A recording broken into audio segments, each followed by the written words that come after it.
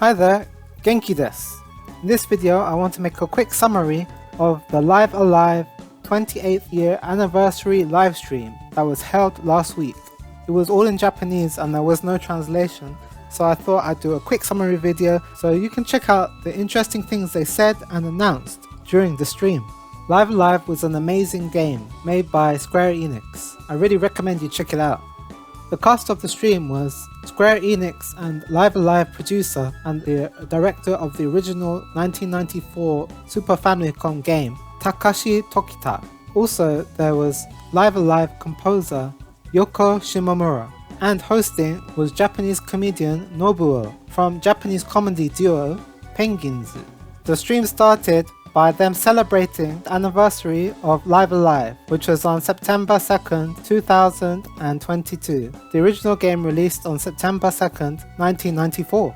They had a special cake shaped as Live Alive character Cube from the Distant Future chapter in Live Alive. Tokita-san said that they were going to share the cake with the Live Alive staff. Yoko Shimomura also had a special present for the team in the form of these Castella cakes from a company that was also called Cube. They had a special Cosmos pattern and they were displayed in a checkered pattern that she compared to the grid system in the Live Alive battles. Then Tokita-san moved on to announce that Live Alive had reached 500,000 units shipped and digitally sold worldwide. 50万本を突破しました。これすごいですね。はい、ありがとうございます。皆さんのおかげです。50万本。A special artwork was produced to celebrate the achievement. The illustration is of Akira and Ko from the Near Future chapter. There's also a special 28th anniversary Live Alive illustration drawn by the Square Enix art team. Then they moved on to talk about the original Super Famicom game. Tokita-san said how he wanted to make his own original game, which became Live Alive. They wanted to make a game that was different from the Final Fantasy series, where you could have different characters and play in the way you want. It was made after Final Fantasy IV, which Tokita-san also worked on. The development team working on the remake was super passionate for the game, according to Tokita-san. They were really enthusiastic about making the game. Yoko Shimomura told a really interesting story of how she joined Square Enix. At the time, Yoko Shimomura's parents were against her joining Square Enix. Because Yoko Shimomura and her parents are from Osaka, then her parents really didn't want her going to Tokyo.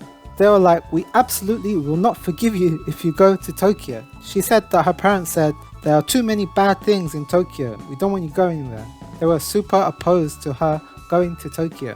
Yoko Shimomura originally applied to the Square Enix Osaka studio. After she was recruited, she got a phone call from Square Enix asking her, is it really the Osaka studio you want to work in? She replied, yes, and Square Enix replied, oh, we're sorry, but the Osaka music team already has enough people. How about Tokyo? They asked her. Yoko Shimomura replied, oh, Tokyo, I don't know about that. But Square Enix persisted and asked her, what if we book you a Shinkansen to Tokyo for an interview? Yoko Shimomura replied, oh, I don't mind if I fail the interview then.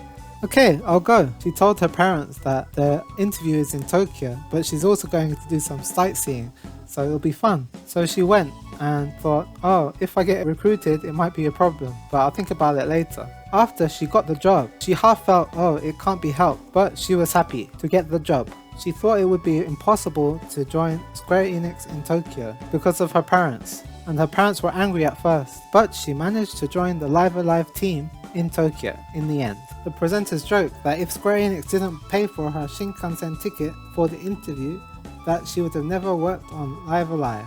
And she thanked the Square Enix staff for buying the Shinkansen ticket to Tokyo. Yoko Shimomura also talked about her work on the remake. She worked on all the songs from mix check to the master. She even arranged a few of the songs herself, and the other songs were arranged by other composers, and she even wrote one song herself too. Shimomura-san said that the recording took quite a while. The next part of the show was going over the results from a recent Live Alive questionnaire. Here are the results. 89% of people thought the remake was super good, while 10% thought it was quite good. Only 1% thought it wasn't that good. So that's 99% of people who thought the game was good. They were shocked by the red color, because usually red in Japan means bad. They were like, why isn't it blue? Why is it red? Next was the result for the most popular chapter in the game. Number 1 was the Near Future chapter. Number 2 was the Imperial China chapter. And number 3 was the Middle Ages chapter. Next was the most popular characters from Live Alive. Number 1 was Akira from the Near Future chapter. Number 2 was Rei, the bandit from the Imperial China chapter. And number 3 was Orsted from the Middle Ages chapter. Next they had the top songs. Number 1 was Megalomania. いやーこれねああやっぱりはいねボス Number 2 was a song from the Imperial China chapter. これがいいんだなこのなんか叙情感というか郷愁感みたいな And number 3 was the Live Alive main theme. はいから始まるぞっていう気持ちにさせてくれますね They played the songs in the background and talked about how they were made. With the Live Alive theme, Tokita-san said that he wanted to have the first song you hear in the game also be the song that you hear at the last boss and at the end of the game. Just like in Final Fantasy IV, Yoko Shimomura wanted to make it a song about going forward, even in tough times.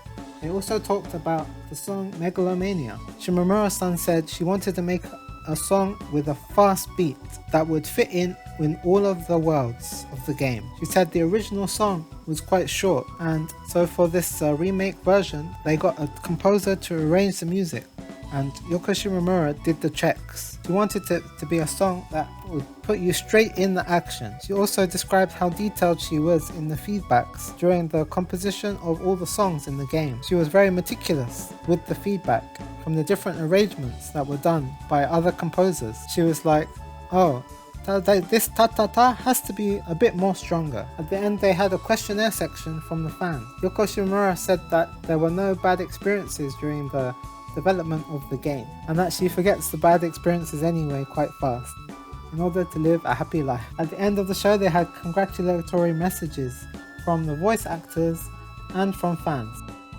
Tokita-san also mentioned Tokyo RPG Factory. His experience working as an executive producer on the Tokyo RPG Factory Oninaki helped him recruit some of the voice actors for the Japanese version, in that many of those voice actors also worked on Tokyo RPG Factory game.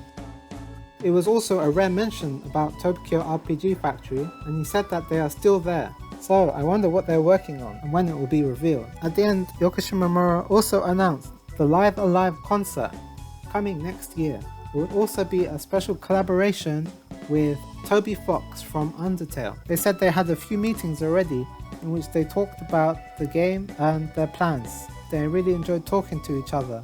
It seems that Toby Fox understands a bit of Japanese, probably from playing many Japanese games. I can't wait for this concert, which we will get more details about soon. At the end, the whole cast was really grateful to all the players and all the fans of Live Alive. They also have announcements of a new Square Enix Cafe collaboration coming this November. I will be sure to check that out and report to you guys. So that was all the main details from the Live Alive 28th anniversary live stream. If you have any questions, please leave them in the comments below. Thanks for checking out this video, and don't forget to check out Live Alive for Nintendo Switch. Like, subscribe, and I'll see you in the next one.